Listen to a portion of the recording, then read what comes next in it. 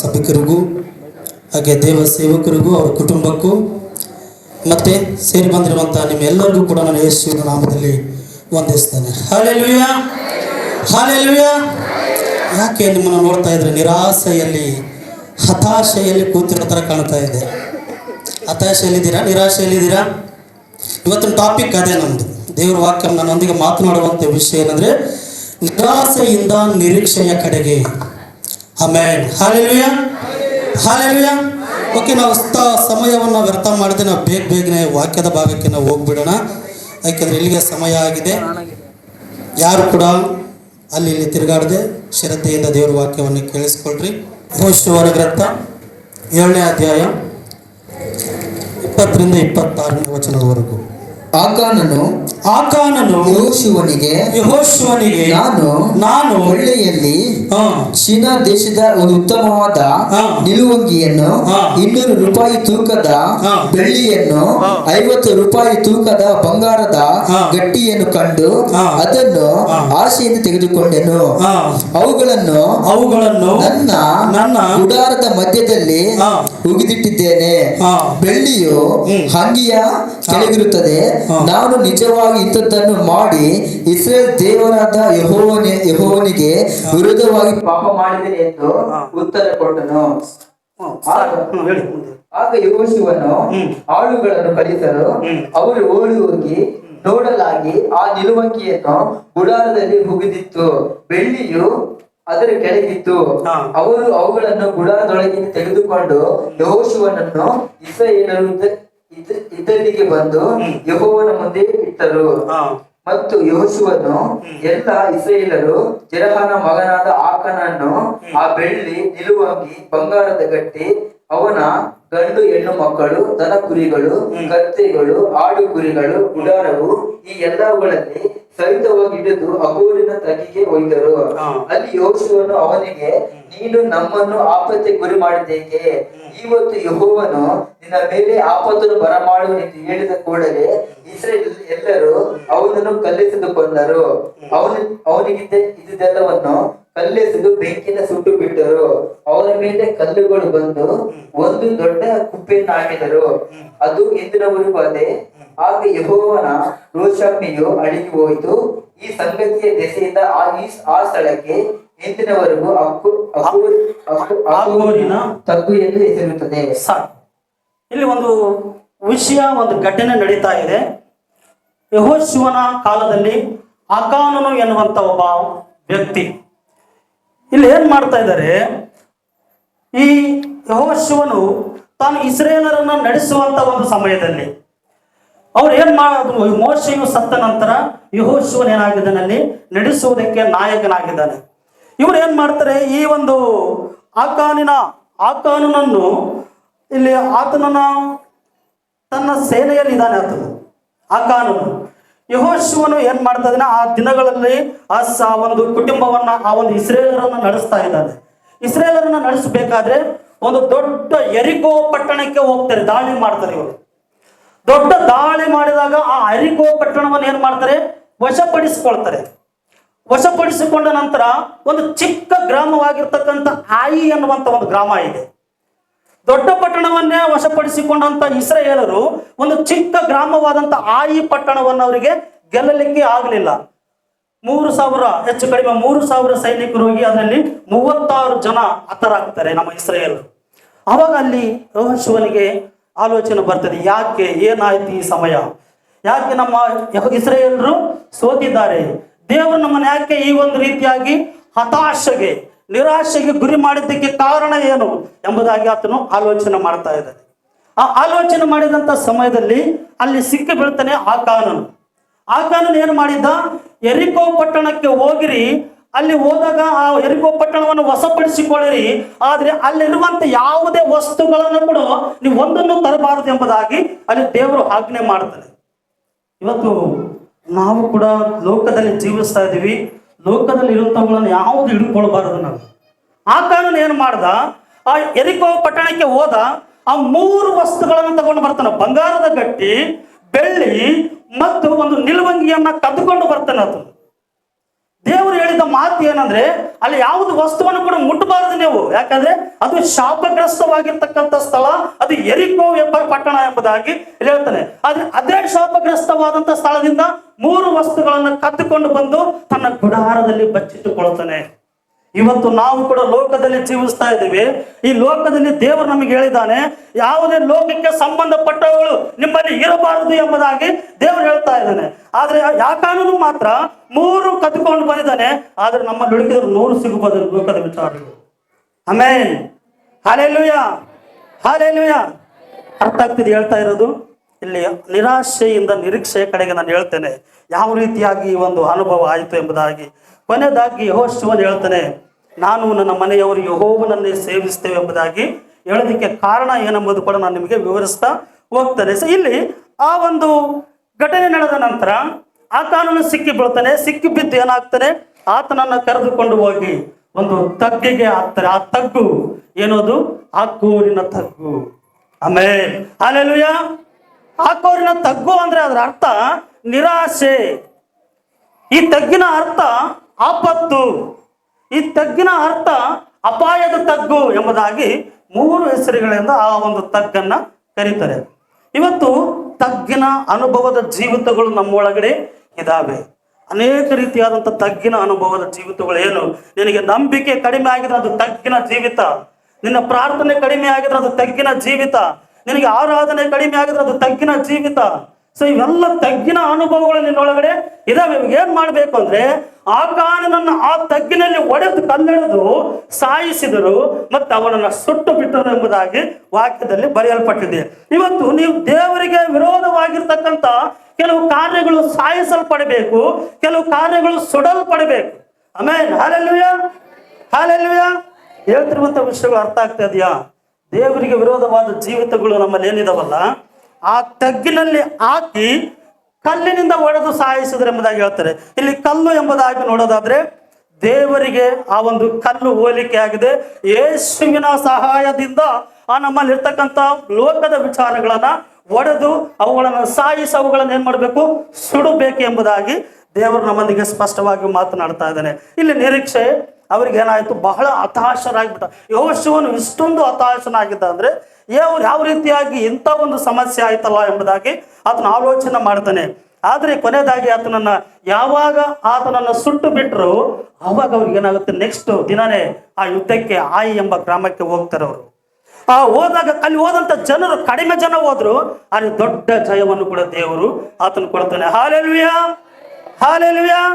ನಿನ್ನೊಳಗೆ ದೇವರಿಗೆ ವಿರೋಧವಾದ ಜೀವಿತಗಳು ಇರೋವರೆಗೂ ನಿನಗೆ ಜಯ ಇಲ್ಲ ಎಂಬುದಾಗಿ ಇಲ್ಲಿ ನಾವು ಅರ್ಥ ಮಾಡಿಕೊಳ್ಳುವಂತ ವಿಷಯ ಏನಂದ್ರೆ, ಯೆಹೋಶುವ ನಮಗೆ ಅರ್ಥ ಮಾಡಿಸುವಂಥದ್ದೇನು, ನಮ್ಮೊಳಗೆ ದೇವರಿಗೆ ವಿರೋಧವಾದ ವಿಚಾರಗಳು, ನಾವು ದೇವರಿಗೆ ವಿರೋಧವಾದಂತ ವಿಷಯಗಳು ನಮ್ಮೊಳಗೆ ಇರೋವರೆಗೂ ಕೂಡ ನಮಗೆ ಬಿಡುಗಡೆ ಇಲ್ಲ, ಮತ್ತೆ ನಮಗೆ ಆಶೀರ್ವಾದಗಳಿಲ್ಲ, ಮತ್ತೆ ನಮಗೆ ಜಯ ಇಲ್ಲ ಎಂಬುದಾಗಿ ಹೇಳ್ತಾ ಇದ್ದಾನೆ. ಸೊ ಇಲ್ಲಿ ನಮ್ಮನ್ನು ನಾವು ಅರ್ಥ ಮಾಡಿಕೊಳ್ಳೋಣ. ಇವತ್ತು ಆ ಕೋರಿನ ತಗ್ಗಿನ ಅನುಭವ ನಮ್ಮೊಳಗಡೆ ಇರೋದಾದ್ರೆ ಇವತ್ತು ದೇವರು ಆ ತಗ್ಗಿನ ಜೀವಿತವನ್ನು ಕೂಡ ಏನ್ ಮಾಡ್ತಾನೆ, ಅದನ್ನು ಮಾರ್ಪಡಿಸ್ಲಿಕ್ಕೆ ಹೋಗ್ತಾನೆ. Hallelujah, hallelujah. ಯಾಕೆ ಈ ತಗ್ಗಿನ ಬಗ್ಗೆ ಬಹಳಷ್ಟು ಚೆನ್ನಾಗಿ ಇಲ್ಲಿ ಹೇಳಿದ್ದಾರೆ ಅಂತಂದ್ರೆ, ಅದೇ ತಗ್ಗನ್ನು ನಾನು ಕೊನೆಯದಾಗಿ ಹೇಳ್ತೀನಿ, ಯಾವ ರೀತಿಯಾಗಿ ಮಾರ್ಪಡಿಸ್ತಾನೆ ದೇವರು. ಆ ಆಕಾನಿನ ತಗ್ಗನ್ನ ಆಶೀರ್ವಾದದ ತಗ್ಗನ್ನಾಗಿ ಆತನ ಏನ್ ಮಾಡ್ತಾನೆ, ಮಾರ್ಪಡಿಸ್ತಾನೆ. ಸೊ ಇಲ್ಲಿ ನಾವು ಈ ವಿಷಯವನ್ನು ನಾವು ಮಾತನಾಡಿಕೊಳ್ಳುವಾಗ ಆತನು ಹೇಳ್ತಾನೆ, ಯೆಹೋಶುವನು ಅವನನ್ನ ಸಾಯಿಸಿದ ನಂತರ ನಮಗೆ ಜಯ ದೊರಕಿತು ಎಂಬುದಾಗಿ ಅಲ್ಲಿ ಮಾತನಾಡ್ತಾ ಇದ್ದಾನೆ. ಇಲ್ಲಿ ದೇವರು, ನಮ್ಮ ದೇವರು ತಗ್ಗುಗಳ ದೇವರಲ್ಲ, ಬೆಟ್ಟ ಗುಡ್ಡಗಳ ದೇವರು ಎಂಬುದಾಗಿ ನಾವಿವತ್ತು ನೆನಪು ಮಾಡಿಕೊಳ್ಳಬೇಕು. Hallelujah, hallelujah. ಮೋಶೆಯನ್ನ ಕರೆದ, ಬಾ ಬೆಟ್ಟಕ್ಕೆ, ಸೀನಾಯಿ ಬೆಟ್ಟಕ್ಕೆ ಬಾ ಎಂಬುದಾಗಿ ಕರೆದ. ಯಾಕೆ? ದೇವರ ಬೆಟ್ಟ, ದೇವರ ಕೆಳಗಡೆ ಬೆಟ್ಟದ ಮೇಲೆ ಇಳಿದು ಬರ್ತಾನೆ. ಯಾಕೆ ಮೋಶೆಯನ್ನ ಸೀನಾಯಿ ಬೆಟ್ಟಕ್ಕೆ ಕರೆದ ಅಂದ್ರೆ, ಆ ಬೆಟ್ಟದ ಮೇಲೆ ಆತನು ಇಳಿದು ಮಾತನಾಡ್ತಾ ಇದ್ದನು ಮೋಶೆಯ ಜೊತೆಗೆ. Amen, hallelujah, hallelujah. ಅಂದ್ರೆ ಅದರ ಅರ್ಥ ಏನಂದ್ರೆ, ಬೆಟ್ಟದ ಆ ಜೀವಿತದ ಅರ್ಥ ಏನಂದ್ರೆ, ನಾವು ಯಾವಾಗ ದೇವರ ಕಡೆಗೆ ಏರಿ ಹೋಗ್ತೇವೋ ಅವಾಗ ದೇವರು ನಮ್ಮೊಂದಿಗೆ ಮಾತನಾಡ್ತಾನೆ ಎಂಬುದಾಗಿ ನಾವು ಅರ್ಥ ಮಾಡ್ಕೊಳ್ಬೇಕಾಗತ್ತೆ. ಅಂದ್ರೆ ಆ ಬೆಟ್ಟವನ್ನು ಹತ್ತುವಾಗ ಅನೇಕ ರೀತಿಯಾದಂಥ ಅನುಭವಗಳು ನಮ್ಮಲ್ಲಿದ್ದಾವೆ. ಬೆಟ್ಟ ಹತ್ತೋದಕ್ಕೆ ಬಹಳ ಈಜಿನ, ಸುಲಭನ ಬೆಟ್ಟ ಹತ್ತೋದು? ಅಬ್ರಹಾಮನು ಮೋರೆಯ ಬೆಟ್ಟವನ್ನ 100 ವರ್ಷಗಳಲ್ಲಿ, ಅಂದ್ರೆ 100 ವರ್ಷದ ಮೇಲೆ ಆತನ ಏನ್ ಮಾಡ್ತಾನೆ, ತನ್ನ ಮಗನಾದ ಇಸಾಕನನ್ನ ಕರ್ಕೊಂಡು ಏನ್ ಮಾಡ್ತಾನೆ ಆತನು ಬೆಟ್ಟವನ್ನ ಮೋರಿಯ ಬೆಟ್ಟವನ್ನು ಹತ್ಕೊಂಡು ಹೋಗ್ತಾ ಇದ್ದಾನೆ. ಆ ವಯಸ್ಸಲ್ಲಿ ಹತ್ತೋದಕ್ಕಾಗತ್ತ ಬೆಟ್ಟವನ್ನ. ಆದ್ರೆ ಆತನು ಏನ್ ಮಾಡ್ದ, ದೇವರ ಶಕ್ತಿಯಿಂದ ಆ ಬೆಟ್ಟವನ್ನು ಹತ್ತಿ ಅಲ್ಲಿ ಇಸಾಕನನ್ನ ಬಲಿ ಕೊಡುವುದಕ್ಕಾಗಿ ಏನ್ ಮಾಡ್ತಾನೆ, ಆತನು ಹತ್ತುಕೊಂಡು ಹೋಗ್ತಾ ಇದ್ದಾನೆ. Hallelujah, hallelujah. ಯಾರು ಬೆಟ್ಟವನ್ನ ಹತ್ತಿದಾರೋ ಅವರ ಜೀವಿತದಲ್ಲಿ ದೇವರು ಅವರಿಗೆ ಆಶೀರ್ವಾದವನ್ನು ಮಾಡಿದ್ದಾನೆ. ಹಾಲೆಲೂಯಾ. ಇವತ್ತು ನಿನ್ನ ಜೀವಿತದಲ್ಲಿ ಕೂಡ ಬೆಟ್ಟವನ್ನು ಹತ್ತುವಂತ ಅನುಭವ ನಿನ್ನಲ್ಲಿರಬೇಕಾಗಿದೆ. ಯಾವ ರೀತಿಯಾಗಿ ಬೆಟ್ಟವನ್ನು ಹತ್ತುವುದು ಅಂತಂದ್ರೆ, ದೇವರ ಪ್ರಸನ್ನತೆಯನ್ನು ಬಯಸುವಂಥದ್ದು, ದೇವರ ಆರಾಧನೆಯಲ್ಲಿ ಇರುವಂಥದ್ದು, ದೇವರ ಪ್ರಾರ್ಥನೆಯಲ್ಲಿ ಇರುವಂಥದ್ದು, ದೇವರ ಆಲೋಚನೆಯಲ್ಲಿ ಇರುವಂಥದ್ದು. ಇದು ಬೆಟ್ಟದ ಆಲೋಚನೆ ಅಥವಾ ಬೆಟ್ಟದ ಅನುಭವ ಇದು. ಸೊ ಇಲ್ಲಿ ಯಾವ ರೀತಿಯಾಗಿ ಅಬ್ರಹಾಮನು ಬೆಟ್ಟಕ್ಕೆ ಹೋದನಲ್ಲ, ಆತನು ಹೋದಾಗ ಆತನನ್ನ ಇಸಾಕನನ್ನ ಬಲಿ ಕೊಡಬೇಕಿನ್ನೇನು ದೇವರು ಮಾತನಾಡ್ತಾ ಇದ್ದಾನೆ. ಏನಂತ ಮಾತನಾಡ್ತಾ ಇದ್ದಾನೆ, ಅವನ ಮೇಲೆ ಕೈ ಮಾಡಬೇಡ, ಹುಡುಗನ ಮೇಲೆ ನಿನಗೆ ಅವನ ಬದಲಾಗಿ ಇನ್ನೊಂದು ಕುರಿ ಸಿದ್ಧವಾಗಿದೆ. ಇವತ್ತು ಕೂಡ ನಾವು ಆಲೋಚನೆ ಮಾಡಿಕೊಳ್ಬೇಕು ಪ್ರಿಯ ದೇವ ಜನರೇ.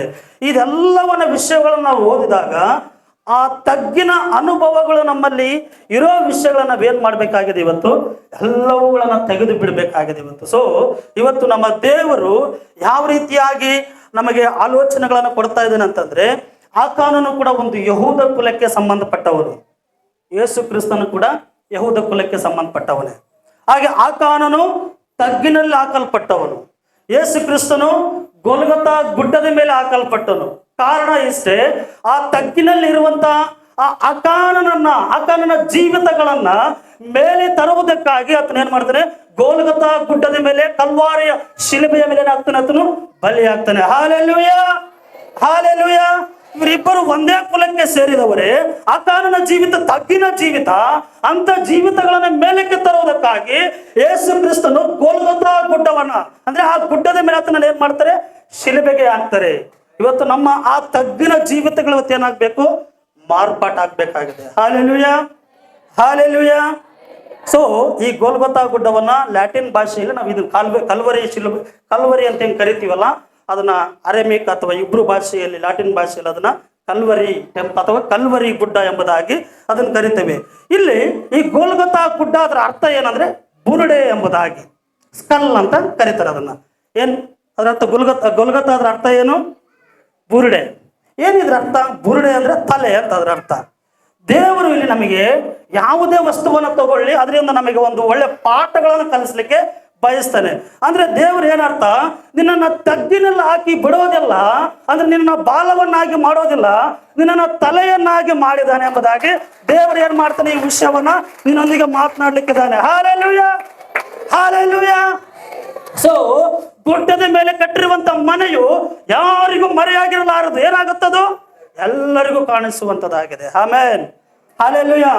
ಇವತ್ತು ನಿನ್ನ ಮನೆ ಗುಡ್ಡದ ಮೇಲೆ ಮನೆಯಾಗಿರಬೇಕು ಅಂದ್ರೆ ಬೆಟ್ಟದ ಮೇಲೆ, ಬೆಟ್ಟದ ಅನುಭವವನ್ನ ನೀನು ಹೊಂದಿಕೊಳ್ಳಬೇಕಾಗಿದೆ. ಈ ಲೋಕದ ಅನುಭವಗಳಲ್ಲ, ಈ ಲೋಕದ ಆಸೆಪಾಸೆಗಳಲ್ಲ, ಈ ಲೋಕದ ವಿಚಾರಗಳಲ್ಲ, ಆದ್ರೆ ನಿನ್ನಲ್ಲಿ ಒಂದು ಬೆಟ್ಟದ ಅನುಭವ ಬರಬೇಕು, ತಗ್ಗಿನ ಅನುಭವಗಳಲ್ಲ. ಈ ತಗ್ಗಿನ ಅನುಭವವನ್ನ ಅನುಭವಿಸಿದಂಥವನು ಆ ಕಾನೂನು ಅವನು ನಾಶವಾದನು. ಆದ್ರೆ ಇವತ್ತು ನಮಗೂ ಕೂಡ ಈ ಲೋಕದಲ್ಲಿ ಇದ್ದೇವೆ. ನಾವು ಈ ಲೋಕದಲ್ಲಿರುವಾಗ ನಮಗೂ ಕೂಡ ಈ ಲೋಕದಲ್ಲಿ ಅನೇಕ ರೀತಿಯಾದಂಥ ಆಲೋಚನೆಗಳು, ವಿಷಯಗಳು ಇದಾವೆ. ಅವುಗಳಿಂದ ನಾವೇನ್ ಮಾಡಬೇಕು, ತಗ್ಗಿನಲ್ಲಿ ಹಾಕಿಬಿಟ್ಟು ನಾವು ಬೆಟ್ಟದ ಅನುಭವಕ್ಕೆ ಬರಬೇಕು. ಹಾಲೆಲೂಯಾ. ಸೊ ನಾವು ಈ ವಿಷಯಗಳನ್ನ ನಾವು ನೋಡಿದಾಗ ಆತನು ಏನ್ ಹೇಳ್ತಾ ಇದ್ದಾನೆ ಅಂತಂದ್ರೆ, ಇಲ್ಲಿ ತಗ್ಗಿನಲ್ಲಿ ಇರುವಂಥವುಗಳನ್ನ ಬೆಟ್ಟದ ಮೇಲಕ್ಕೆ ಕರೆಯುವಂಥ ದೇವರು ಆತನು ನಮ್ಮೊಂದಿಗೆ ಮಾತನಾಡ್ತಾ ಇದ್ದಾನೆ. ಸೊ ಅದೇ ವಿಷಯವಾಗಿ ನಾವು ಹೆಜ್ಕೇಲನ ಪ್ರವಾದನೆ ಗ್ರಂಥದಲ್ಲಿ ನೋಡ್ರಿ, ಹೆಜ್ಕೇಲನ ಪ್ರವಾದನೆ ಗ್ರಂಥ ಅಲ್ಲಿ ಯಾವ ವಿಷಯವಾಗಿ ಮಾತಾಡ್ತಾ ಇದ್ದಾನೆ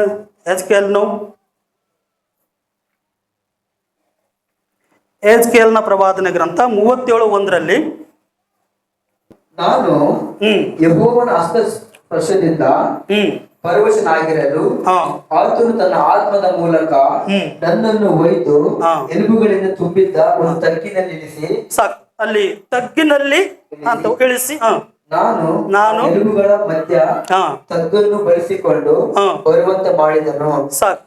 ಇಲ್ಲಿ ಹೆಜ್ಕೇಲನನ್ನ ಒಂದು ತಗ್ಗಿಗೆ ಕರ್ಕೊಂಡು ಹೋಗಿದ್ದಾನೆ ಯೇಸು ಕ್ರಿಸ್ತನು.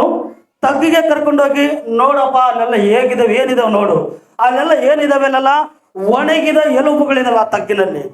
ಇವತ್ತು ನಾನು ಜಾಸ್ತಿಯಾಗಿ ಮಾತನಾಡುವಂತ ವಿಷಯ ಏನಂದ್ರೆ, ತಗ್ಗಿನ ಅನುಭವದಿಂದ ನಾವು ಎದ್ದು ಬೆಟ್ಟದ ಅನುಭವಕ್ಕೆ ಬರಬೇಕು, ಅಥವಾ ನಿರಾಶೆಯಿಂದ ಎದ್ದು ನಾವೇನ್ ಮಾಡಬೇಕು, ನಿರೀಕ್ಷೆಯ ಕಡೆಗೆ ಬರಬೇಕೆನ್ನುವಂಥದ್ದೇ ಈ ಒಂದು ವಿಷಯ. ಸೊ ಇವತ್ತು ನಾವು ಅನೇಕ ವಿಷಯಗಳಲ್ಲಿ ಆಲೋಚನೆ ಮಾಡ್ತಾ ಇದ್ದೇವೆ, ನಾವು ಅನೇಕ ವಿಷಯಗಳಲ್ಲಿ ನಿರಾಸೆ ಎಂದಿದ್ದೇವೆ, ಅನೇಕ ವಿಷಯಗಳಲ್ಲಿ ನಮಗೆ ಹತಾಶೆ ಎಂದಿದ್ದೇವೆ ನಾವು.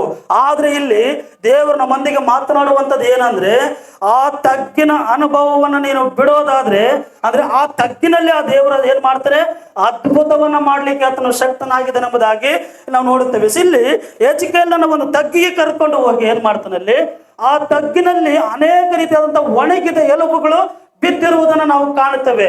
Hallelujah, hallelujah. ಯಾಕೆ ಅಂತಂದ್ರೆ ಈ ತಗ್ಗಿನ ಅನುಭವ ಏನು ಅಂತಂದ್ರೆ, ಸತ್ತಿರುವಂತ ಒಬ್ಬ ವ್ಯಕ್ತಿಯನ್ನ ತಗ್ಗು ತೋಡಿ ಏನ್ ಮಾಡ್ತಾರೆ, ಅದನ್ನ ಕುಡಿ ತೋಡಿ ಏನ್ ಮಾಡ್ತಾರೆ, ಅದನ್ನ ಹೂಳ್ತಾರೆ.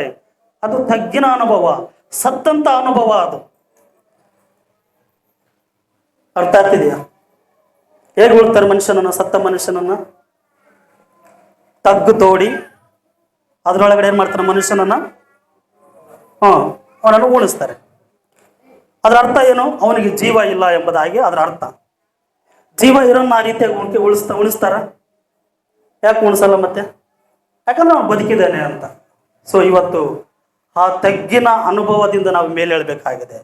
ಆ ತಗ್ಗಿನ ಅನುಭವವನ್ನು ಬಿಟ್ಟು ನಾವಿವತ್ತು ಜೀವಿಸುವವರಾಗಿದ್ದೇವೆ. ಯಾಕೆಂದ್ರೆ ನಮ್ಮ ದೇವರು ಜೀವಿಸುವವನು ಆಗಿದ್ದಾನೆ. Hallelujah, hallelujah.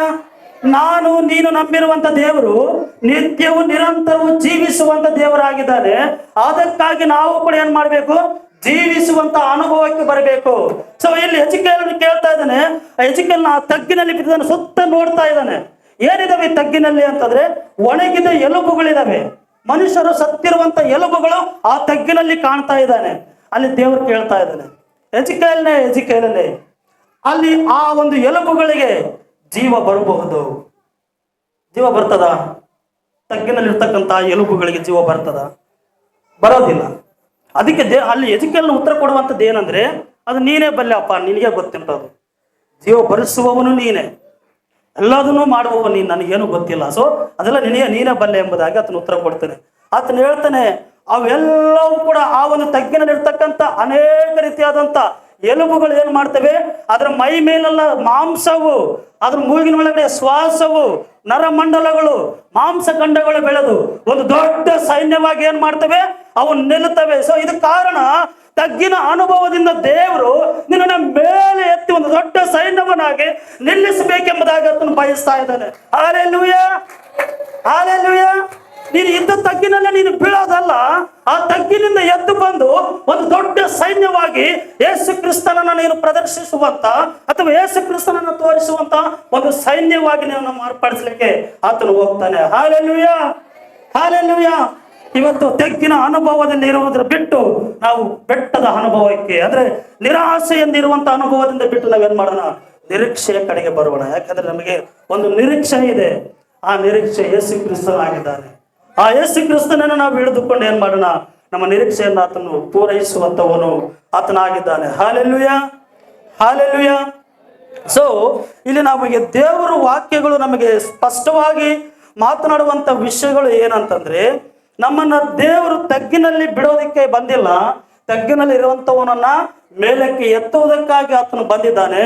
ಅಂತವನನ್ನು ನಂಬಿರ್ತಕ್ಕಂಥ ನಾವುಗಳು ಇವತ್ತು ಮೇಲಿನ, ಅಂದ್ರೆ ಬೆಟ್ಟದ ಜೀವಿತಗಳು ರೀತಿಯಲ್ಲಿ ನಾವೇನ್ ಮಾಡ್ಬೇಕು, ಆ ಒಂದು ಅನುಭವಕ್ಕೆ ನಾವು ಬರಬೇಕೆಂಬುದಾಗಿ ಅಲ್ಲಿ ನಾವು ನೋಡಿಕೊಳ್ಳೋಣ. ಸೊ ಇಲ್ಲಿ ಆ ಆಕೋರಿನ ತಗ್ಗನ್ನು ನಾವು ನೋಡುವಾಗ ಅದು ಒಂದು ನಿರಾಸೆಯಿಂದ ತುಂಬಿರ್ತಕ್ಕಂಥ ಒಂದು, ಅನೇಕ ಜನರು ನೋಡ್ತಾರೆ ಅಲ್ಲಿ ಆಕಾನನನ್ನು ಸಾಯಿಸುವಂಥದ್ದನ್ನ. ಅಲ್ಲಿ ಅನೇಕ ಜನರು ನಿರಾಸೆಯಲ್ಲಿರುವಂಥದ್ದನ್ನು ನಾವು ಕಾಣುತ್ತೇವೆ, ಅನೇಕ ಜನರು ಹತಾಶೆಯಲ್ಲಿರುವುದನ್ನು ನಾವು ಕಾಣುತ್ತೇವೆ. ಆದ್ರೆ ದೇವರು ಹೇಳ್ತಾನೆ, ಆ ತಗ್ಗನ್ನೇ, ಅಂದ್ರೆ ಆಕೋರಿನ ತಗ್ಗನ್ನೇ ಏನ್ ಮಾಡ್ತಾನೆ ಆತನು, ಒಂದು ಒಳ್ಳೆಯ ನಿರೀಕ್ಷೆಯ, ಅಂದ್ರೆ ಒಂದು ದೊಡ್ಡ ತಗ್ಗನ್ನ ಆತ ಏನ್ ಮಾಡ್ತಾನೆ, ಆಶೀರ್ವಾದಕರವಾಗಿ ಆತನು ಮಾರ್ಪಾಡಿಸ್ಲಿಕ್ಕೆ ಹೋಗ್ತಾನೆ. ಓಷಯ ಪ್ರವಾದನೆ ಗ್ರಂಥದಲ್ಲಿ ನೋಡೋದಾದ್ರೆ ಅದ್ರ ಬಗ್ಗೆ ಬರೆಯಲ್ಪಟ್ಟಿದೆ, ನಾನು ಹೇಳಿ ಮುಂದೆ ಹೋಗ್ತೀನಿ. ಸೊ ಓಷಯನ ಪ್ರವಾದನೆ ಗ್ರಂಥ, ಓಷಯ 2:15 ನೋಡ್ರಿ, ಆ ತಗ್ಗಿನ ಬಗ್ಗೆ ಬರೆಯಲ್ಪಟ್ಟಿದೆ. ಓಷಯನ ಪ್ರವಾದನೆ ಗ್ರಂಥ. ಅವಳ ದ್ರಾಕ್ಷಿಯ ತೋಟಗಳನ್ನು ಅಲ್ಲಿರುವಾಗಲೇ ಅವುಗಳಿಗೆ ಹಿಂದಕ್ಕೆ ಕೊಡುವೆನು. ಹಾ. ಅಕ್ಕೋಲಿನ ಹಾ. ತಗ್ಗನ್ನೇ ಹಾ. ಅವಳ ಸುಖ ನಿರೀಕ್ಷೆಗೆ ಹಾ. ದ್ವಾರನಾಗಿ ಮಾಡುವೆನು. ಸಾಕು. ಇಲ್ಲಿ ಏನ್ ಹೇಳ್ತದೆ, ಇಲ್ಲಿ 15 ಅಂದ್ರೆ 14 ನೋಡ್ಕೊಳ್ರಿ. ಆಹಾ, ನಾನು ಅವಳನ್ನು ಒಲಿಸಿ ಅಡವಿಗೆ ಕರೆದುಕೊಂಡು ಹೋಗಿ ಅವಳೊಂದಿಗೆ ಹೃದಯಂಗಮವಾಗಿ ಮಾತಾಡುವೆನು. ಅವಳ ದ್ರಾಕ್ಷಿಯ ತೋಟಗಳನ್ನು ಅಲ್ಲಿರುವಾಗಲೇ ಅವಳಿಗೆ ಹಿಂದಕ್ಕೆ ಕೊಡುವೆನು. ಆ ಕೋರಿನ ತಗ್ಗನ್ನೇ ಅವಳ ಸುಖ ನಿರೀಕ್ಷೆಗೆ ದ್ವಾರವನ್ನಾಗಿ ಮಾಡುವೆನು ಎಂಬುದಾಗಿ ಇಲ್ಲಿ ವಾಕ್ಯ ಬರೆಯಲ್ಪಟ್ಟಿದೆ. ಇಲ್ಲಿ ಯಾವ ವಿಷಯವಾಗಿ ಮಾತನಾಡ್ತಾ ಇದ್ದಾನೆ ದೇವರು? ಇಲ್ಲಿ ಅವಳು ಎಂಬುದಾಗಿ ಮಾತಾಡ್ತಾ ಇದ್ದಾನೆ. ಅದರ ಅರ್ಥ ಇಲ್ಲಿ ಸಭೆ ಮತ್ತೆ ದೇವರು ಯೇಸು ಕ್ರಿಸ್ತನ ಮಧ್ಯದಲ್ಲಿ ಇರ್ತಕ್ಕಂಥ ಒಂದು ಸಂಬಂಧ. ಅವಳು ಅಂದ್ರೆ ಯಾರು ಅಂದ್ರೆ ಇಸ್ರಾಯೇಲ್ ಅಂತ ಅರ್ಥ. ಇಸ್ರಾಯೇಲ್ ಅಂದ್ರೆ ಯಾರು? ಇಲ್ಲಿ ನಾವೇ ಇಸ್ರಾಯೇಲರು, ಆತ್ಮಿಕವಾದ ಇಸ್ರಾಯೇಲ್ರು. ಯಾರು ನಾವು? ನಾವೆಲ್ಲರೂ ಕೂಡ ಇಸ್ರಾಯೇಲ್ರೆ. ಇಸ್ರಾಯೇಲ್ರ ಯಾರು ನೀವು? ಇಸ್ರಾಯೇಲ್ರಲ್ಲ, ನಾವು ಬುಡ್ಡನಳ್ಳರು ಅಂತ. ಇಲ್ಲ ನಾವು ರಾಮ್ಪುರದವರು, ಇಲ್ಲ ನಾವು ಬೇರೆಯವರು, ಹೌದಾ? ಅಲ್ಲ, ನಾವೆಲ್ಲರೂ ಯಾರು? ಇಸ್ರಾಯೇಲ್ರೆ. ಸೊ ಆತ್ಮಿಕವಾದ ಇಸ್ರಾಯೇಲ್ರು ಏನಿದಾರಲ್ಲ, ಇಲ್ಲಿ ಏನು ಹೇಳ್ತದೇನೆ ದೇವರು? ನಾನು ಅವಳೊಂದಿಗೆ ಹೃದಯಂಗಮವಾಗಿ ಮಾತಾಡುತ್ತೇನೆ, ಅವಳ ಸುಖ ನಿರೀಕ್ಷೆಗೆ ಆ ಕೋರಿನ ತಗ್ಗನ್ನೇ ಏನು ಮಾಡ್ತೀನಿ ನಾನು ಕೊಡ್ತೇನೆ. ನೋಡ್ರಿ, ಆ ತಗ್ಗು ನಿರಾಶೆಯಿಂದಿರ್ತಕ್ಕಂಥ ತಗ್ಗು ಅದು. ಆದ್ರೆ ಇಲ್ಲಿ ಸುಖ ನಿರೀಕ್ಷೆಗೆ ಕೊಡ್ತಾನೆ ದೇವರು ಎಂಬುದಾಗಿ ದೇವರು ಮಾತಾಡ್ತಾ ಇದ್ದಾನೆ. ಏನಿದ್ರ ಅರ್ಥ ಏನು? ಮೊದಲು ನೋಡಿದ್ರೆ ಆ ಕಾರಣನ ಅದೇ ತಗ್ಗಿನಲ್ಲಿ ಹಾಕಿ ಏನ್ ಮಾಡಿದ್ರು? ಅವನನ್ನ ಸಾಯಿಸಿದ್ರು. ಅದೇ ತಗ್ಗಿನಲ್ಲಿ ಹಾಕಿ ಅವನನ್ನ ಸುಟ್ಟು ಬಿಟ್ರು. ಇವಾಗ ಅದೇ ತಗ್ಗನ್ನ ಇಸ್ರಾಯೇಲರಿಗೆ ಕೊಡ್ತಾ ಇದ್ದಾನೆ. ಅಂದ್ರೆ ಅರ್ಥ ಏನು? ನಾವು ಯಾವಾಗ ದೇವರ ಸಾನ್ನಿಧ್ಯವನ್ನ, ಪ್ರಸನ್ನತೆಯನ್ನ ನಾವು ಬಯಸ್ತೇವೋ, ಎಲ್ಲ ಶಾಪಗಳು, ಪಾಪಗಳು ಏನಾಗ್ತವೆ ಅಂದ್ರೆ ಆಶೀರ್ವಾದವಾಗಿ ಮಾರ್ಪಡ್ತವೆ. Hallelujah, hallelujah. ಇವಾಗ ನಮ್ಮ ಜೀವಿತದಲ್ಲಿ ಇರುವಂತ ಅನೇಕ ಪಾರಂಪರ್ಯವಾದಂತ ಶಾಪಗಳೇನಿದಾವಲ್ಲ, ಅವೆಲ್ಲವುಗಳನ್ನ ಏನ್ ಮಾಡ್ತಾನೆ ದೇವರು? ಆಶೀರ್ವಾದವಾಗಿ ಬದಲಾಯಿಸ್ತಾನೆ. ಹಾಲೆಲೂಯಾ. ಸೊ ಇಲ್ಲಿ ನಾವು ಅರ್ಥ ಮಾಡ್ಕೊಳ್ಬೇಕು ಪ್ರಿಯ ದೇವಜನರೇ, ಅವಳ ಸುಖ ನಿರೀಕ್ಷೆಗೆ ನಾನು ಏನ್ ಮಾಡ್ತೀನಿ? ದ್ವಾರವನ್ನಾಗಿ, ಬಾಗಿಲನ್ನಾಗಿ ನಾನು ಮಾಡ್ತೇನೆ. ಈ ಆಕೋರಿನ ತಗ್ಗನ್ನ ಬದಲಾಯಿಸಿದಂತ ದೇವರು ನಮ್ಮನ್ನ ಬದಲಾಯಿಸ್ತಾನ ಇಲ್ವಾ? ಸೊ ಆತನ ಬದಲಾಯಿಸ್ತಾನೆ. ಆ ಆಕೋರಿನ ತಗ್ಗು ನೋಡೋದಾದ್ರೆ ಅದು ನಿರೀಕ್ಷೆಗೆ ಇಲ್ಲದೆ ಇರ್ತಕ್ಕಂಥ ಒಂದು ತಗ್ಗು. ಅದು ನೋಡಿದ್ರೆ ಸಾಕು, ಅದು ಹತಾಶೆ ಆಗ್ತಕ್ಕಂಥ ತಗ್ಗು. ಅದು ನೋಡಿದ್ರೆ ಸಾಕು ನಮಗೆ ನಿರಾಶೆ ಬರ್ತಕ್ಕಂಥ ಒಂದು ತಗ್ಗು ಅದು. ಯಾಕಂದ್ರೆ ಒಂದು ಅನ್ಯಾಯವಾಗಿ ಅಥವಾ ಆ ಒಂದು ಆ ಕಾನೂನನ್ನ ಸಂಪೂರ್ಣವಾಗಿ ಆತನನ್ನ ಸಾಯಿಸಿ ಆತನನ್ನ ಸುಟ್ಟಂತ ಒಂದು ತಗ್ಗು ಅದು. ಆದ್ರೆ ಆ ತಗ್ಗು ನೋಡಿದಾಗ ನಮಗೆ ನಿರೀಕ್ಷೆ ಬರೋದಿಲ್ಲ. ಯಾವುದೋ ವಿಷಯಗಳಲ್ಲಿ ನಮಗೆ ಅದು ನಿರೀಕ್ಷೆ ಅಥವಾ ಅಲ್ಲಿ ಇರ್ತಕ್ಕಂಥ ಯಾವುದೇ ರೀತಿಯಾದಂತಹ ಉಪಯೋಗಗಳು ನಮಗೆ ಇಲ್ಲದೆ ಇರುವಾಗ ಇಲ್ಲಿ ದೇವರು ಹೇಳ್ತಾ ಇದ್ದಾನೆ, ನಾನು ಆ ತಗ್ಗನ್ನು ನಿನಗೆ ಏನ್ ಮಾಡ್ತೇನೆ? ಆಶೀರ್ವಾದವಾಗಿ ನಿನ್ನ ಬದಲಾಯಿಸ್ತಾನೆ. ಇವತ್ತು ನಾವು ಅರ್ಥ ಮಾಡ್ಕೊಳ್ಬೇಕು ಪ್ರಿಯ ದೇವಜನರೇ, ನೀವು ಯಾವುದೇ ವಿಷಯಗಳಲ್ಲಿ ನಿರೀಕ್ಷೆಯಲ್ಲಿರ್ರಿ ಅಥವಾ ನಿರಾಸೆಯಲ್ಲಿರ್ರಿ, ಯಾವುದೇ ವಿಷಯಗಳಲ್ಲಿ ನೀವು ಏನೋ ಹತಾಶೆಯಲ್ಲಿದೆಯೋ, ಅದೆಲ್ಲವೂ ಕೂಡ ದೇವರಿಗೆ ಗೊತ್ತುಂಟು. ಅದು ದೇವರು ನಿನ್ನನ್ನು ನೋಡ್ತಾ ಇದ್ದಾನೆ. ನಿನ್ನ ಜೀವಿತಗಳು ಯಾವ ರೀತಿಯಾಗಿದೆ ಎಂಬುದಾಗಿ ಪ್ರತಿಯೊಂದು ಜೀವಿತಗಳನ್ನು ಕೂಡ ಆತನು ನೋಡುವವನಾಗಿದ್ದಾನೆ. ಆ ಜೀವಿತಗಳನ್ನು ನೋಡಿ ನಿನ್ನನ್ನು ಏನ್ ಮಾಡ್ತಾನೆ? ಆಶೀರ್ವಾದಕರವಾಗಿ ನಿನ್ನನ್ನು ಮಾರ್ಪಡಿಸ್ಲಿಕ್ಕೆ ಆತನು ಹೋಗ್ತಾನೆ. ಸೊ ಮತ್ತೊಂದು ವಾಕ್ಯವನ್ನು ನೋಡ್ಕೊಳ್ರಿ.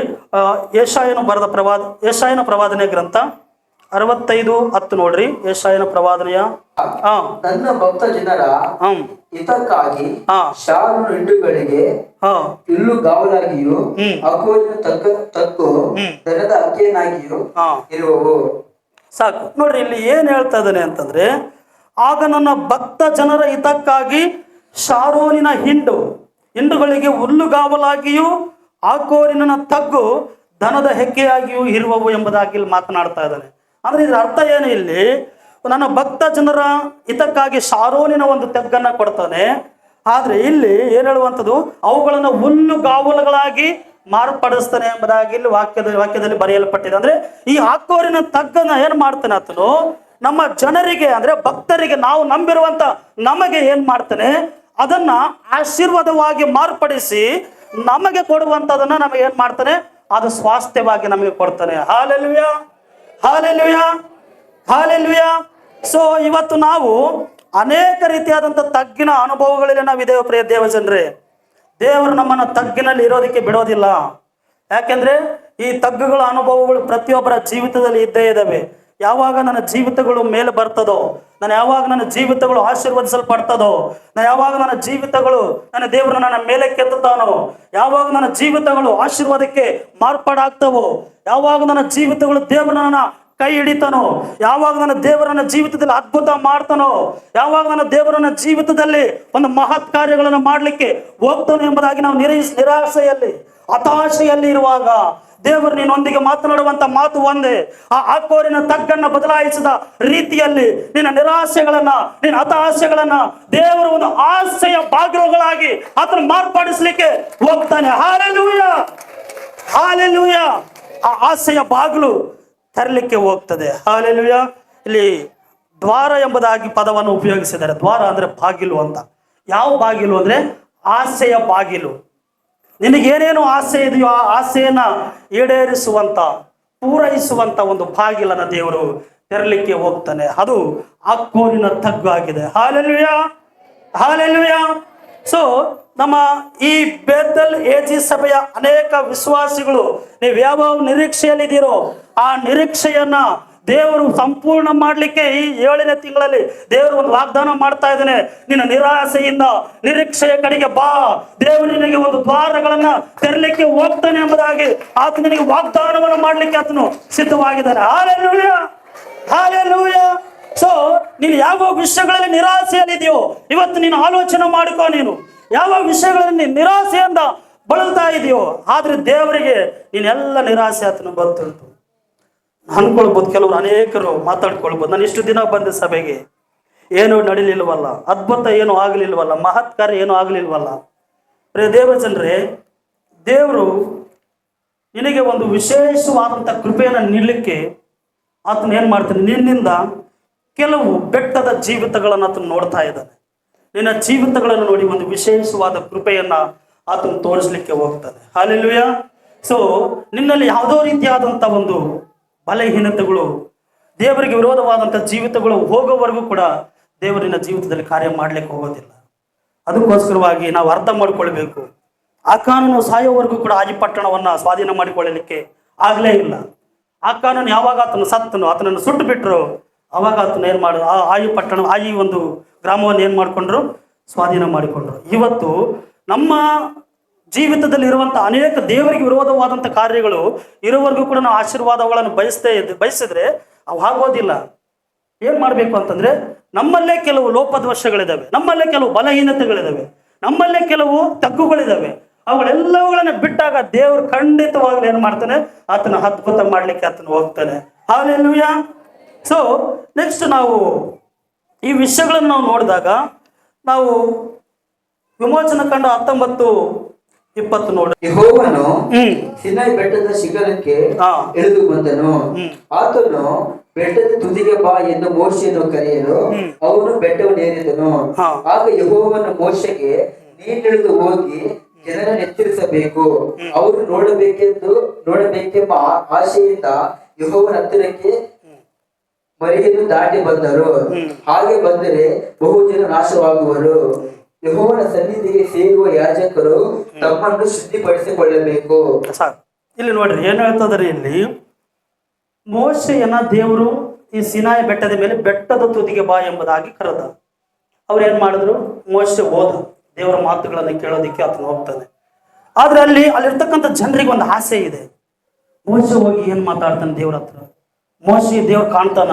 ಇಲ್ಲ ದೇವ್ರ ಹತ್ರ ಏನೇನು ವಿಷಯಗಳು ಮಾತನಾಡ್ಬೋದು, ಏನನ್ನ ಕಾಣ್ಬೋದಲ್ಲಿ ನಾವು ಕೂಡ ನೋಡ್ಬೇಕು ಎಂಬುದಾಗಿ ಇಲ್ಲಿ ಜನರಿಗೆ ಏನಾಗಿದೆ, ಆಸೆ ಆಗಿದೆ. ಅಲ್ಲಿ ದೇವ್ರು ಎಚ್ಚರಿಸ್ತಾ ಇದ್ದಾನೆ, ನೋಡು ನಿನ್ನ ಜನರು ಮೇರೆಯನ್ನು ಮೀರಿ ನನ್ನ ಇಲ್ಲಿ ಮೇಲೆ ಬರ್ಬೋದೇನೋ, ಅವರಿಗೆ ಎಚ್ಚರಿಸು. ನನ್ನನ್ನು ನೋಡೋದಿಕ್ಕೆ ಬರುವವರು ಏನಾಗಿರ್ಬೇಕು, ಅವರು ಶುದ್ಧವಾಗಿ ಮಾಡ್ಕೊಂಡಿರ್ಬೇಕು, ಅವರು ಶುದ್ಧತ್ವದಲ್ಲಿರ್ಬೇಕು. ಮೋಶೆಯು ಕೂಡ ಯಾವ ರೀತಿಯಾಗಿ ತನ್ನ ದೇವರ ಬಳಿಗೆ ಹೋಗೋದಿಕ್ಕೆ ಮುಂಚೆ ತನ್ನನ್ನು ತಾನು ಯಾವಾಗ ಪರಿಶುದ್ಧ ಮಾಡಿಕೊಂಡು ಏನ್ ಮಾಡ್ತಾ ಇದ್ದ, ಸೀನಾಯಿ ಬೆಟ್ಟದ ಕಡೆಗೆ ಅಂದ್ರೆ ದೇವರ ಹತ್ರ ಮಾತನಾಡೋದಿಕ್ಕೆ ಆತನು ಹೋಗ್ತಾ ಇದ್ದ. ಸೊ ಇವತ್ತು ನಾವು ಕೂಡ ದೇವರ ಬಳಿಗೆ ಬರುವಾಗ ನಮ್ಮ ಜೀವಿತಗಳು ಯಾವ ರೀತಿಯಾಗಿದ್ದಾವೆ ನಾವು ಸ್ವಲ್ಪ ಆಲೋಚನೆ ಮಾಡ್ಕೊಳ್ಬೇಕು ಪ್ರಿಯ ದೇವಜನರು. ಯಾಕಂದ್ರೆ ದೇವರು ನಮ್ಮೊಂದಿಗೆ ಸ್ಪಷ್ಟವಾಗಿ ಮಾತನಾಡುವಂತ ಮಾತು ಇಷ್ಟೇ, ನಿನ್ನಲ್ಲೇ ಕೆಲವೊಂದು ಬಲಹೀನತೆಗಳನ್ನ ಇಟ್ಟುಕೊಂಡು ನೀನು ದೇವರಿಂದ ಆಶೀರ್ವಾದಗಳನ್ನ ನೀನು ಬಯಸೋದಾದ್ರೆ ದೇವರು ಖಂಡಿತವಾಗ್ಲೂ ಆತನ ಏನ್ ಮಾಡೋದಿಲ್ಲ, ನಿನಗೆ ಆಶೀರ್ವಾದಗಳು ಬರೋದಿಲ್ಲ. ನಿನ್ನಲ್ಲಿ ಇರ್ತಕ್ಕಂಥ ಕೆಲವು ಲೋಪದೋಷಗಳನ್ನ, ಬಲಹೀನತೆಗಳನ್ನ, ಪ್ರಾರ್ಥನೆ ಇಲ್ಲದೆ ಇರುವಂತ ಜೀವಿತಗಳನ್ನ, ನಂಬಿಕೆ ಇಲ್ಲದೆ ಇರುವಂತ ಜೀವಿತಗಳನ್ನ ತೆಗೆದು ಹಾಕಿ ನೀನು ದೇವರ ಕಡೆಗೆ ನೋಡೋದಾದ್ರೆ ಖಂಡಿತವಾಗ್ಲೂ ಅಲ್ಲಿ ಮೋಶೆಯ ಸಂಗಡ ಆತನು ಮಾತನಾಡಿದ ಹಾಗೆ ನಮ್ಮ ಸಂಗಡ ಕೂಡ ಆತನು ಮಾತನಾಡ್ಲಿಕ್ಕೆ ಆತನು ಸಿದ್ಧವಾಗಿದ್ದಾನೆ. Hallelujah, hallelujah. ಸೊ ಇಲ್ಲಿ ಒಬ್ಬ ಮನುಷ್ಯನಿಂದ ಏನಾಗುತ್ತೆ, ಒಂದು ವರ್ಗ ಅಥವಾ ಒಂದು ಸಮೂಹ, ಒಂದು ಸಮುದಾಯ, ಒಂದು ಕುಟುಂಬ ಏನಾಗ್ತದೆ, ಅದು ನಾಶನಕ್ಕೆ ಬರ್ತದೆ ಎಂಬುದಾಗಿ ಆ ವಿಷಯವನ್ನು ನಾವು ಆಕೋರಿನ ತಗ್ಗಿನ ವಿಷಯ ಆಕಾರನ ಬಗ್ಗೆ ಓದುವಾಗ ಅಲ್ಲಿ ಏನ್ ಮಾಡ್ತಾರೆ, ತಮಗಿದ್ದದ್ದೆಲ್ಲವನ್ನು ಆಕಾರಕ್ಕೆ ಸಂಬಂಧಪಟ್ಟಿದ್ದೆಲ್ಲವನ್ನು ಕುಣಿಯಲ್ಲಾಕಿ ಆ ತಗ್ಗಿನಲ್ಲಾಕಿ ಏನ್ ಮಾಡಿದ್ರು, ಸುಟ್ಟು ಬಿಟ್ರಿ ಎಂಬುದಾಗಿ ನಾವು ನೋಡ್ತೇವೆ. ಅಂದ್ರೆ ಅರ್ಥ ಏನಿಲ್ಲಿ, ನಮ್ಮ ಕುಟುಂಬದ ಜೀವಿತದಲ್ಲಿ ಯಾವ ರೀತಿಯಾಗಿ ನಾವು ಇದ್ದೇವೆ ಎಂಬುದು ಇಲ್ಲಿ ಮುಖ್ಯವಾಗ್ತದೆ.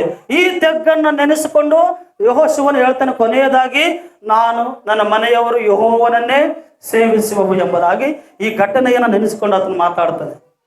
ಅಂದ್ರೆ ಅರ್ಥ ಏನು, ನಾವು ಒಂದು ಕುಟುಂಬದಲ್ಲಿ 4 ಜನ ಇದ್ದೇವೆ ಅಂತಂದ್ರೆ ಆ 4 ಜನನು ದೇವರ ಸನ್ನಿಧಾನದಲ್ಲಿ ಇರಬೇಕು ಎನ್ನುವಂಥದ್ದು ದೇವರ ಉದ್ದೇಶ. ಒಬ್ಬರು ಏನಾದರೂ ದೇವರ ಕಡೆಗೆ ಇಲ್ಲದೆ ಹೋದ್ರೆ ನಾವು ಏನ್ ನಿರೀಕ್ಷೆ ಮಾಡ್ಕೊಂಡಿದ್ವಿ ಆ ಘಟನೆಗಳು ನಡೆಯುವುದಿಲ್ಲ ಎಂಬುದಾಗಿ ಅದಕ್ಕೆ ಆತನು ಸ್ಪಷ್ಟವಾಗಿ ಇಲ್ಲಿರ್ತಕ್ಕಂಥ 3,000 ಜನ ಇಸ್ರಾಯೇಲರು ಅಥವಾ ಯೆರಿಕೋ ಪಟ್ಟಣಕ್ಕೆ ಹೋಗಿ ಗೆದ್ದು ಬಂದ್ರು. ಆಯಿ ಗ್ರಾಮವನ್ನು ಯಾಕೆ ಗೆಲ್ಲಲಿಲ್ಲ ಅಂದ್ರೆ ಒಬ್ಬನ ಬಲಹೀನತೆಯಿಂದ ಅವ್ರು ಗೆಲ್ಲಲಿಕ್ಕೆ ಆಗ್ಲಿಲ್ಲ. ಒಬ್ಬನೇ ಹೋದ್ರೆ ಹೋಗ್ಲಿ ಬಿಡ್ರಿ ಅವನ ಪಡಿಗೆ ಅವನು ಅಲ್ಲ, ಎಲ್ಲರೂ ಕೂಡ ದೇವರ ಬಳಿಯಲ್ಲಿ ಬರಬೇಕು. ಸೊ ದೇವರಿಂದ ಬರ್ತಕ್ಕಂಥ ಕೆಲವು ಆಶೀರ್ವಾದಗಳನ್ನ ಹೊಂದಿಕೊಳ್ಳಬೇಕೆನ್ನುವಂಥದ್ದು ದೇವರ ಒಂದು ಉದ್ದೇಶವಾಗಿದೆ ಪ್ರಿಯ ದೇವ ಜನರೇ. ಸೊ ನಾವಿವತ್ತು ಮಾತನಾಡಿದಂಥ ವಿಷಯಗಳು ಏನಂದ್ರೆ, ನಾವು ಈ ತಗ್ಗಿನ ಅನುಭವಗಳನ್ನ ಬಿಟ್ಟು ನಾವು ಬೆಟ್ಟದ ಅನುಭವಕ್ಕೆ ಅಂದ್ರೆ ನಿರಾಸೆಯಿಂದ ಅನುಭವವನ್ನು ಬಿಟ್ಟು ನಾವು ನಿರೀಕ್ಷೆಯ ಅನುಭವಕ್ಕೆ ನಾವು ಬರೋಣ. ನಿರೀಕ್ಷೆಯನ್ನ ಇದ್ದಾಗ ನಮಗೆ ಏನಾಗ್ತದೆ, ದೇವರು ಖಂಡಿತವಾಗಲೂ ನಮಗೆ ದೇವರ ಆಶೀರ್ವಾದವನ್ನು ಮಾಡ್ಲಿಕ್ಕೆ ಆತನು ಶಕ್ತನಾಗಿದ್ದಾನೆ. ಇವತ್ತು ನಾವು ಅನೇಕ ಪ್ರಸಂಗಗಳನ್ನ ನಾವು ಕೇಳ್ತೇವೆ, ದೇವರು ನಿಮ್ಮನ್ನು ಆಶೀರ್ವಾದ ಮಾಡ್ತಾನೆ. ನಾವಿವತ್ತು ಕೃಪೆಯ ಕಾಲದಲ್ಲಿದ್ದೇವೆ ಎಂಬುದಾಗಿ ನಾವು ಅನೇಕ ಪ್ರಸಂಗಗಳು ಕೇಳ್ತೇವೆ ದಿನನಿತ್ಯವು. ಆದ್ರೆ ಇವತ್ತು ನಾವು ಕೃಪೆಯ ಕಾಲದಂದ್ರೆ ಅರ್ಥ ಏನು, ಪಾಪ ಮಾಡಿ ಸಭೆಗೆ ಬಾ ಎಂಬುದಾಗಿ ಹೇಳುವಂಥದ್ದು ಕೃಪೆಯ ಕಾಲ ಅಲ್ಲ. ಸೊ ಪಾಪವನ್ನ ಬಿಟ್ಟು ಪರಿಶುದ್ಧತೆ ಕಡೆಗೆ ತಿರುಗುವಂಥದ್ದೇ ಕೃಪೆಯ ಕಾಲ ಆಗಿದೆ. ಸೊ ಅದಕ್ಕೊಂದು ದೇವರು ನಮಗೆ ಸಮಯ ಕೊಟ್ಟಿದ್ದಾರೆ. ಈ ಕೃಪೆಯ ಕಾಲ ಅರ್ಥ ಏನು, ಪಾಪ ಮಾಡಿ ಬಂದು ಇಲ್ಲಿ ಕ್ಷಮಿಸು, ನಮಗೆ ಏನ್ ಮಾಡಪ್ಪ, ನಮ್ಮನ್ನ ಕ್ಷಮಾಪಣೆ ಕೇಳೋದು, ಇದು ಆ ಒಂದು ರೀತಿಯಾದಂಥದ್ದು ಅಲ್ಲ ಇದು. ಯಾಕಂದ್ರೆ ಇಲ್ಲಿ ನಾವು ಏನಾಗ್ಬೇಕು, ದೇವರಿಂದ ಅದ್ಭುತಗಳು ಹೊಂದ್ಕೊಳ್ಬೇಕಂದ್ರೆ ಇಲ್ಲಿ ದೇವರು ಹೇಳ್ತಾ ಇದ್ದಾರೆ ಸ್ಪಷ್ಟವಾಗಿ, ಪರಿಶುದ್ಧವಾಗಿ ನಿನ್ನ ದೇವರಿಗೆ ವಿರೋಧವಾದ ಜೀವಿತಗಳನ್ನ ಬಿಟ್ಟು ಬಂದು ನೀನು ದೇವರ ಬಳಿಯಲ್ಲಿ ಏನ್ ಮಾಡ್ಬೇಕು, ನೀನು ದೇವರಿಗೆ ಶರಣಾಗುವುದಾದ್ರೆ ಇಲ್ಲಿ ದೇವರು ಖಂಡಿತವಾಗ್ಲೂ ಏನ್ ಮಾಡ್ತಾನೆ, ಅವರು ಇಸ್ರಾಯೇಲರಿಗೆ ಯಾವ ರೀತಿಯಾಗಿ ಜಯವನ್ನು ಕೊಟ್ಟನು, ನಮ್ಮ ಕುಟುಂಬದಲ್ಲಿ ಕೂಡ ಆತನು ಜಯವನ್ನು ಕೊಡ್ಲಿಕ್ಕೆ ಆತನು ಶಕ್ತನಾಗಿದ್ದಾನೆ. Hallelujah, hallelujah. ಸೊ ಇಲ್ಲಿ ಈ ಒಂದು ವಿಷಯವನ್ನು ನಾವು ಗಮನಿಸಿದಾಗ ದೇವರು ನಮ್ಮೊಂದಿಗೆ ಮಾತನಾಡುವಂಥ ಮಾತುಗಳು ಅನೇಕವಾದಂಥ ಮಾತುಗಳಿದ್ದಾವೆ. ಸೊ ನಾನು ಕೆಲವು ವಿಷಯಗಳನ್ನ ಮಾತಾಡಿ ನಾನು ಬೇಗನೆ ಮುಗಿಸ್ಲಿಕ್ಕೆ ಹೋಗ್ಬಿಡ್ತೇನೆ. ಫಿಲಿಪ್ಪಿಯವರಿಗೆ 2:6-8 ನೋಡ್ಕೊಳ್ರಿ.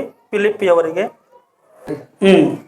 ಆತನು ದೇವ ಸ್ವರೂಪನಾಗಿದ್ದರೂ ದೇವರ ಸಮಾನನಾಗಿರುವುದೆಂಬ ಅಮೂಲ್ಯ ಪದವಿಯನ್ನು ಬಿಡಲನ್ನು ಎಚ್ಚರಿಸದೆ ತನ್ನನ್ನು ಬರೆದು ಮಾಡಿಕೊಂಡು ದಾಸರ ರೂಪವನ್ನು ಧರಿಸಿಕೊಂಡು ಮನುಷ್ಯರಿಗೆ ಸದೃಶನಾದನು. ಹೀಗೆ ಆತನು ಆ ಕಾಲದಲ್ಲಿ ಮನುಷ್ಯನಾಗಿ ಕಾಣಿಸಿಕೊಂಡಿದ್ದಾಗ ತನ್ನನ್ನು ತಗ್ಗಿಸಿಕೊಂಡು ಮರಣವನ್ನು, ಅಂದರೆ ಶಿಲುಬೆಯ ಮರಣವನ್ನು ಹೊಂದುವಷ್ಟು ವಿಧೇಯನಾದನು. ಸಾಕು. ಇಲ್ಲಿ ನೋಡ್ರಿ, ದೇವರು ಏನ್ ಮಾಡ್ತದಾನೆ, ಇಲ್ಲಿ ತಗ್ಗಿಸಿಕೊಂಡು ಏನ್ ಮಾಡ್ತದಾನೆ, ಇಲ್ಲಿ ಈ ಲೋಕಕ್ಕೆ ಬಂದಿದ್ದಾನೆ.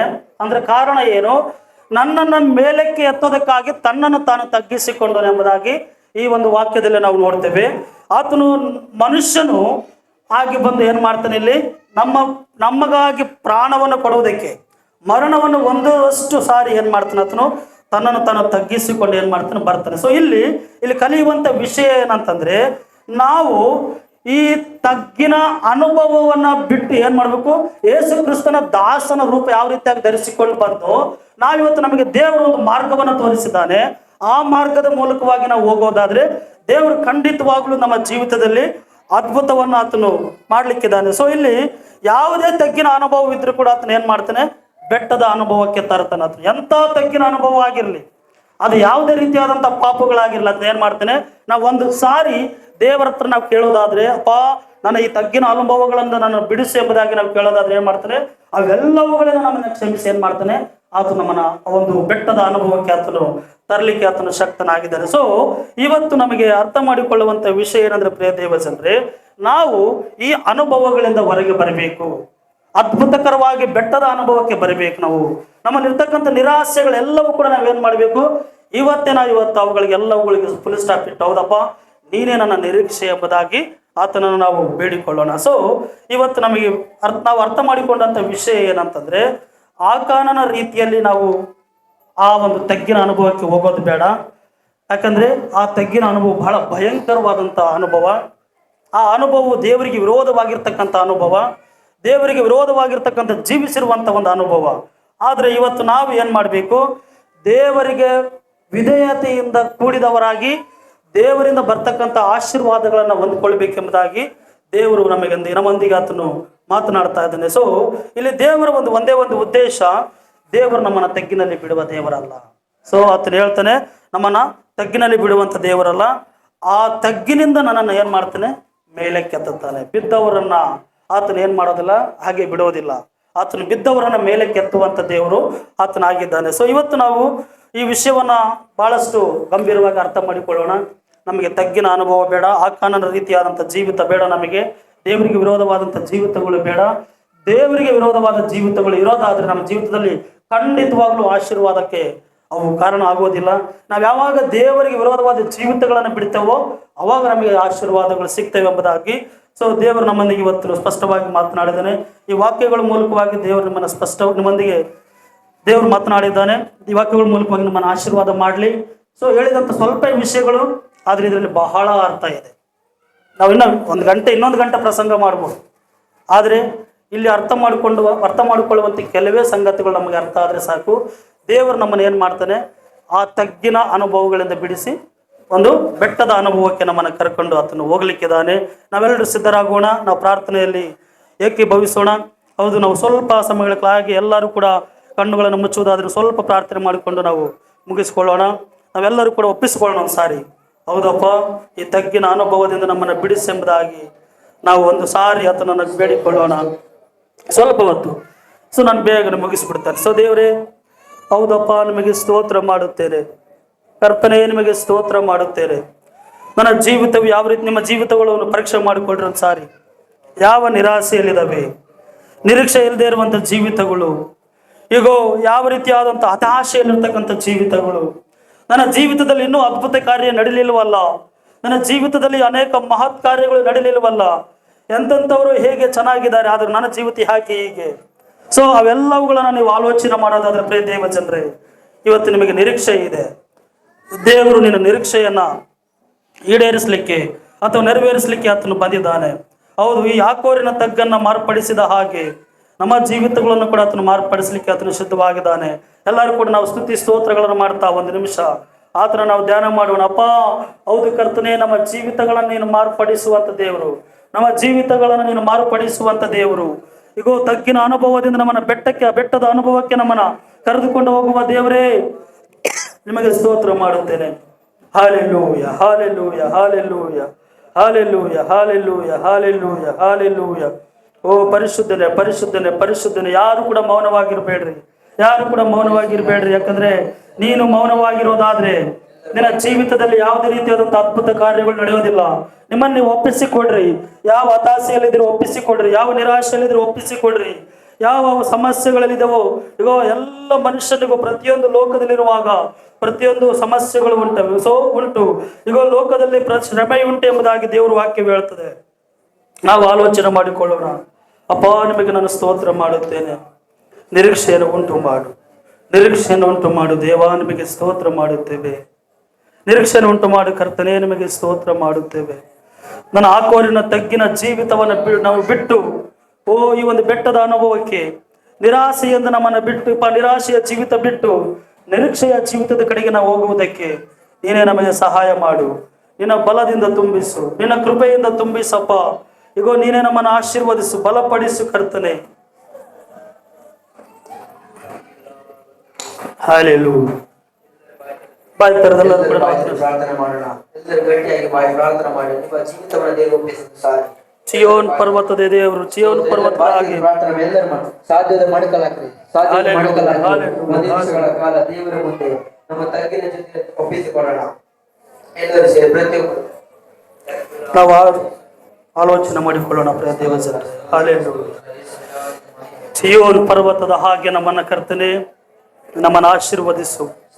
ಈಗೋ ಶಾರೋನ್ ಪರ್ವತದ ಹಾಗೆ ನಮ್ಮನ್ನು ಆಶೀರ್ವಾದ ಮಾಡಪ್ಪ.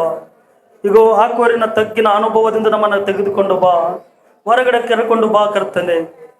ಹೌದು, ಹೆಜ್ಕೇಲಿನ ತಗ್ಗಲ್ಲಿ ಬಿದ್ದಾಗ ಅಲ್ಲಿ ಆದಂತ ಅದ್ಭುತ ಕಾರ್ಯಗಳು ನನ್ನ ಜೀವಿತದಲ್ಲೂ ಕೂಡ ನಡೆಯಲಿ. ನನ್ನ ಜೀವಿತದಲ್ಲಿ ಕೂಡ ಮಹತ್ ಕಾರ್ಯಗಳು ನಡೆಯಲಿ, ದೊಡ್ಡ ಕಾರ್ಯಗಳು ನಡೆಯಲಿ, ಉನ್ನತವಾದ ಕಾರ್ಯಗಳು ನಡೆಯಲಿ ಕರ್ತನೆ. ಸೇನೆಯಾಗಿ ಮಾರ್ಪಡಲಿ, ನನ್ನ ಜೀವಿತ ಒಂದು ಸೇನೆಯಾಗಿ ಮಾರ್ಪಡಲಿ ಕರ್ತನೆ.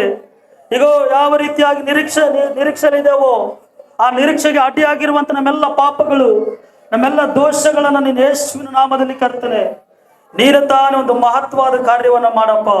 ನಿಮಗೆ ಸ್ತೋತ್ರ ಮಾಡುತ್ತೇವೆ. ಚೀಯೋನ್ ಪರ್ವತದಲ್ಲಿರುವ ಕರ್ತನೆ ನಿನ್ನನ್ನೇ ಸ್ತುತಿಸುವೆವು. ಉಸಿರಿರುವ ಎಲ್ಲ ದಿನಗಳು ಆಡುವೆನು ಯೇಸು ನಿನಗಾಗಿಯೇ. ಚೀಯೋನ್ ಪರ್ವತದಲ್ಲಿರುವ ಕರ್ತನೆ ನಿನ್ನನ್ನೇ ಸ್ತುತಿಸುವೆವು. ಉಸಿರಿರುವ ಎಲ್ಲ ದಿನಗಳು ಆಡುವೆನು ಯೇಸು ನಿನಗಾಗಿಯೇ. ಆಡುವೆನು ಯೇಸು ನಿನಗಾಗಿಯೇ. ಆಡುವೆನು ಯೇಸು ನಿನಗಾಗಿಯೇ. ಆಡುವೆನು ಯೇಸು ನಿನಗಾಗಿಯೇ. ಆಡುವೆನು ಯೇಸು ನಿನಗಾಗಿಯೇ. ಪ್ರೀತಿಯ ಹುಟ್ಟಿಸಿ ಆನಂದ ತುಂಬಿಸಿ ಬದುಕುವ ಆಸೆ ತಂದೆ ನಂಬಿಸುವೆ. ಜೀವನದ ನಿರೀಕ್ಷೆಯಾದೆ ನಂದಿಸುವೆ. ಜೀವನದ ನಿರೀಕ್ಷೆಯಾದೆ. ಆರಾಧನೆ ಆರಾಧನೆ ಆರಾಧನೆ ಯೇಸು ಅರಸನೇ. ಆರಾಧನೆ ಆರಾಧನೆ ಆರಾಧನೆ ಯೇಸು ಅರಸನೇ. ಪವಿತ್ರಾತ್ಮನೇ ಹುಟ್ಟಿಸಿ ಆನಂದ ತುಂಬಿಸಿ ಸಬುವ ಆಸೆ ತಂದೆ ನಂದೇಸುವೆ. ಹೌದಪ್ಪ, ನನ್ನ ನಿರೀಕ್ಷೆಯನ್ನ ಕೊಟ್ಟ ದೇವ, ನಿರೀಕ್ಷೆಯಾದೆ. ಹಲ್ಲೆಲೂಯಪ್ಪ. ಹೌದು ಕರ್ತನೆ, ನನಗೆ ಜೀವನದಲ್ಲಿ ನಿರೀಕ್ಷೆಯನ್ನ ಕೊಟ್ಟ ಆತನೇ ನಿಮಗೆ ನಾನು ಸ್ತೋತ್ರ ಮಾಡುತ್ತೇನಪ್ಪ. ಓ ಕರ್ತನೆ, ನಿಮಗೆ ಸ್ತೋತ್ರ ಮಾಡುತ್ತೇನೆ. ನನ್ನನ್ನು ಚೀಯೋನ್ ಪರ್ವತದ ಹಾಗೆ ನೀನು ಆಶೀರ್ವಾದ ಮಾಡು. ಆಶೀರ್ವಾದವು ಎಲ್ಲಿಂದ ಇಳಿದು ಬರ್ತದೆ? ಓ ಭೂಮಿ ಆಕಾಶಗಳನ್ನುಂಟು ಮಾಡಿದ ಯೆಹೋವನಿಂದಲೇ ಇಳಿದು ಬರ್ತದೆ. ಅದು ಚೀಯೋನಿನಿಂದ ಇಳಿದು ಬರುವಂತದ್ದಾಗಿದೆ ಎಂಬುದಾಗಿ ನಾವು ನೋಡುತ್ತೇವೆ. ಸಮಯದಲ್ಲಿ ಕರ್ತನೆ, ನಮಗೆ ನಿರೀಕ್ಷೆಯನ್ನು ಉಂಟು ಮಾಡಿದೀಯಾ, ಅದಕ್ಕಾಗಿ ನಾನು ಸ್ತೋತ್ರ ಮಾಡುತ್ತೇನಪ್ಪ. ಹೌದು ಕರ್ತನೆ, ನಾವು ಅನೇಕ ವಿಷಯಗಳಲ್ಲಿ ಬಿದ್ದು ಹೋಗಿರುವಾಗ ಈಗ ಇವತ್ತು ನಮ್ಮನ್ನು ಬಲಪಡಿಸಿದೀಯಾ, ನಮ್ಮೊಂದಿಗೆ ನೀನು ಮಾತನಾಡಿದೀಯಾ, ನಿನಗೆ ನಿರೀಕ್ಷೆ ಉಂಟು ಎಂಬುದಾಗಿ ನೀನು ಹೇಳಿದೀಯಾ ಕರ್ತನೆ. ಈಗ ಯಾವುದೇ ಕಾರಣಕ್ಕೂ ನೀನು ಹಿಂಜಾರುವಂತ ಅವಶ್ಯಕತೆ ಇಲ್ಲ, ಯಾವುದೇ ಕಾರಣಕ್ಕೂ ನಿರಾಶೆ ಪಡುವಂತ ಅವಶ್ಯಕತೆ ಇಲ್ಲ, ಈಗ ಯಾವುದೇ ಕಾರಣಕ್ಕೂ ನೀನು ಹತಾಶೆ ಪಡುವಂತ ಅವಶ್ಯಕತೆ ಇಲ್ಲ. ಆ ಆಕೋರನ್ನ ತಗ್ಗನ್ನ ಬದಲಾಯಿಸಿದ ಹಾಗೆ, ಅದನ್ನ ಆಶೀರ್ವಾದವಾಗಿ ಬದಲಾಯಿಸಿದ ಹಾಗೆ ನಿನ್ನ ಜೀವಿತಗಳನ್ನು ಕೂಡ ಅದನ್ನು ಬದಲಾಯಿಸಲಿಕ್ಕೆ ಆತನು ಶಕ್ತನಾಗಿದ್ದಾನೆ. ಪ್ರಿಯ ದೇವಜನರೇ, ಹಾಲೆಲ್ಲೂಯ. ಇವತ್ತು ನಾವು ಅರ್ಥ ಮಾಡಿಕೊಳ್ಳೋಣ. ಹಾಲೆಲ್ಲೂಯ. ಅಪ್ಪ, ನನ್ನ ಜೀವಿತ ನಿನ್ನ ಒಪ್ಪಿಸಿಕೊಡುತ್ತೇನೆ. ಇಷ್ಟು ದಿನಗಳ ಕಾಲ ಕರ್ತನೆ ನಿರೀಕ್ಷೆ ಇಲ್ಲದೆ ಈಗ ಹತಾಶನಾಗಿ ನಿರಾಶನಾಗಿರುವಾಗ ಇವತ್ತು ಆ ಆಕೋರಿನ ತಗ್ಗಿನ ಬಗ್ಗೆ ಮಾತನಾಡಿದಾಗ ನನ್ನಲ್ಲಿ ಒಂದು ಬಲ ಉಂಟಾಯಿತು ಕರ್ತನೆ. ಏಸಪ್ಪ, ನನಗೊಂದು ಶಕ್ತಿ ಬಂತಪ್ಪ, ನನಗೊಂದು ನಿರೀಕ್ಷೆ ಉಂಟು ಮಾಡಿದೆ. ಅದಕ್ಕಾಗಿ ನಾನು ಸ್ತೋತ್ರ ಮಾಡುತ್ತೇವೆ ಅಪ್ಪ. ಹೌದು ಕರ್ತನೆ, ನೀನು ವಾಗ್ದಾನ ಮಾಡಿದ ಆತನು ನಂಬಿಗಸ್ತನು, ನೀನು ಹೇಳಿದ್ದನ್ನೇ ಮಾಡುವವನಾಗಿದ್ದೀಯಪ್ಪ. ಓ ಕರ್ತನೆ, ನನ್ನ ಜೀವಿತದಲ್ಲಿ ನಿರೀಕ್ಷೆಗಳು ನೆರವೇರಲಿ ಕರ್ತನೆ. ಇಲ್ಲಿರುವಂತ ಪ್ರತಿಯೊಬ್ಬೊಬ್ಬರ ಜೀವಿತಗಳಲ್ಲಿರುವ ನಿರೀಕ್ಷೆಗಳು ಯೇಸುವಿನ ನಾಮದಲ್ಲಿ ನೆರವೇರಲಿ ಕರ್ತನೆ. ನಿಮಗೆ ಸ್ತೋತ್ರ ಮಾಡುತ್ತೇವೆ. ನೀವೇ ತಾನೇ ಮಹಿಮೆ ಹೊಂದ್ಕೋಬೇಕೆಂಬುದಾಗಿ ನಾನು ಬೇಡಿಕೊಳ್ಳುತ್ತೇನಪ್ಪ. ಈಗ ವಾಕ್ಯವನ್ನು ಕೇಳಿದಂಥ ಪ್ರತಿಯೊಬ್ಬೊಬ್ಬರಿಗೂ ಕೂಡ ನಿನ್ನ ಪಾದದ ಬಳಿಗೆ ಒಪ್ಪಿಸಿಕೊಡುತ್ತೇವೆ. 30ರಷ್ಟು 60ರಷ್ಟು 100ರಷ್ಟು ಕೂಡ ನೀವೇ ಆಶೀರ್ವದಿಸಿ ಬಲಪಡಿಸಬೇಕಾಗಿ ಬೇಡುತ್ತಾ ಯೇಸು ನಾಮದಲ್ಲಿ ಪ್ರಾರ್ಥಿಸ್ತೇನೆ ತಂದೆ, ಆಮೆನ್.